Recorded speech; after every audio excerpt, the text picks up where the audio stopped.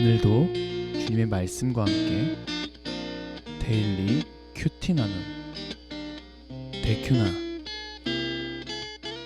참 좋으신 하나님 아버지, 오늘도 주의 말씀을 통하여서 우리의 삶을 돌아보게 하시며 주 뜻대로 살아갈 수 있도록 인도하여 주옵소서. 예수 그리스도의 이름으로 간절히 기도드렸습니다. 아멘.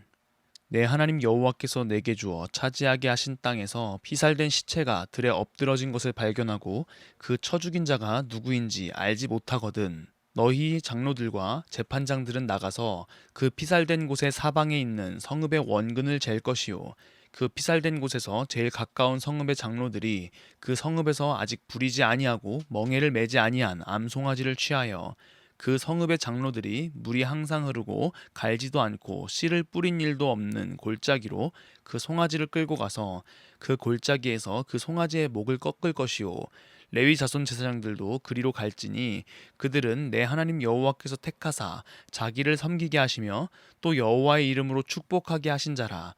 모든 소송과 모든 투쟁이 그들의 말대로 판결될 것이니라. 그 피살된 곳에서 제일 가까운 성읍의 모든 장로들은 그 골짜기에서 목을 꺾은 암송아지 위에 손을 씻으며 말하기를, 우리의 손이 이 피를 흘리지 아니하였고 우리의 눈이 이것을 보지도 못하였나이다. 여호와여, 주께서 속량하신 주의 백성 이스라엘을 사하시고 무죄한 피를 주의 백성 이스라엘 중에 머물러 두지 마옵소서 하면 그 피 흘린 죄가 사함을 받으리니, 너는 이와 같이 여호와께서 보시기에 정직한 일을 행하여 무죄한 자의 피 흘린 죄를 너희 중에서 제할지니라. 내가 나가서 적군과 싸울 때에 내 하나님 여호와께서 그들을 내 손에 넘기심으로 내가 그들을 사로잡은 후에, 내가 만일 그 포로 중에 아리따운 여자를 보고 그에게 연연하여 아내를 삼고자 하거든 그를 내 집으로 데려갈 것이요, 그는 그 머리를 밀고 손톱을 베고 또 포로의 의복을 벗고 내 집에 살며 그 부모를 위하여 한 달 동안 애곡한 후에 내가 그에게로 들어가서 그의 남편이 되고 그는 내 아내가 될 것이요, 그 후에 내가 그를 기뻐하지 아니하거든 그의 마음대로 가게 하고 결코 돈을 받고 팔지 말지라. 내가 그를 욕보였은즉 종으로 여기지 말지니라. 아멘.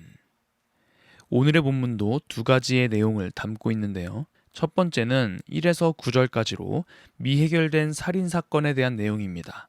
이스라엘 백성들에게 있어서 살인은 단지 범죄자를 처벌하는 문제만을 다루지 않습니다. 종교적인 정화도 다루는데요. 이미 도피성의 규례에서도 나와 있듯이 신명기 19장 13절에 이렇게 말씀하시거든요.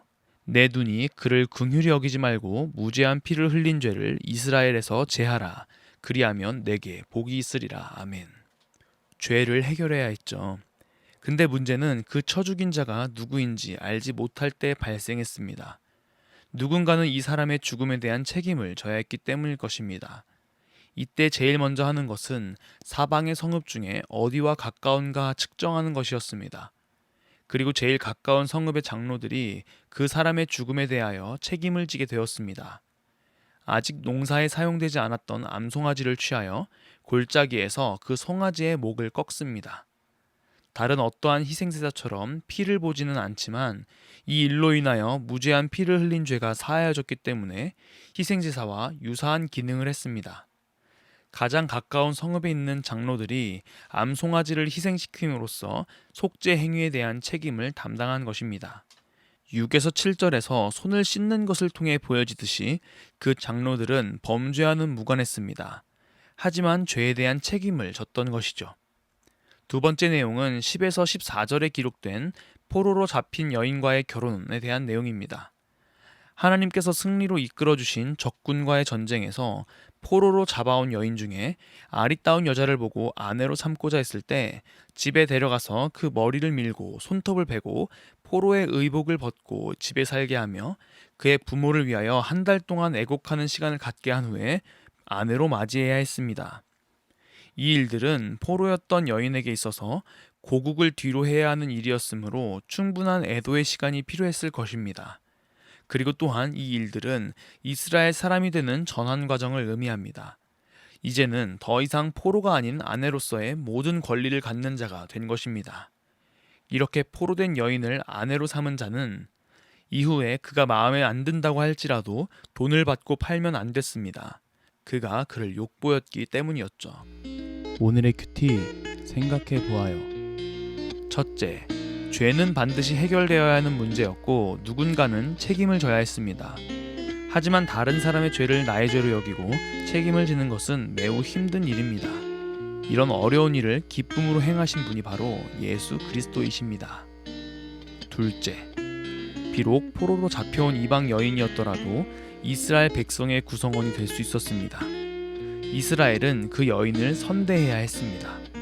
예수 그리스도의 보혈로 인하여 이스라엘과 이방인의 구별이 폐하여진 지금 우리 주변에 있는 모든 사람은 우리가 섬겨야 하는 대상이 되는 것입니다. 오늘 하루 죄악 가운데 있었던 우리들을 보혈의 능력으로 살려주신 하나님의 은혜에 감사하여 그 사랑으로 세상에서 주님을 알지 못하는 자들을 섬김으로써 주의 뜻대로 살아가는 우리 모두가 되기를 소망합니다. 기도하겠습니다. 참 좋으신 하나님, 우리의 죄를 책임져 주시고 우리를 빛의 자녀로 불러주심에 감사합니다. 우리의 죄뿐만 아니라 우리를 둘러싸고 있는 세상의 모든 죄를 나의 죄로 여기며 그 모든 죄악이 하나님의 뜻 가운데 정결해지는 길에 당신의 사랑으로 섬기며 나아갈 수 있도록 인도하여 주시옵소서. 감사합니다. 예수 그리스도의 이름으로 간절히 기도드렸습니다. 아멘.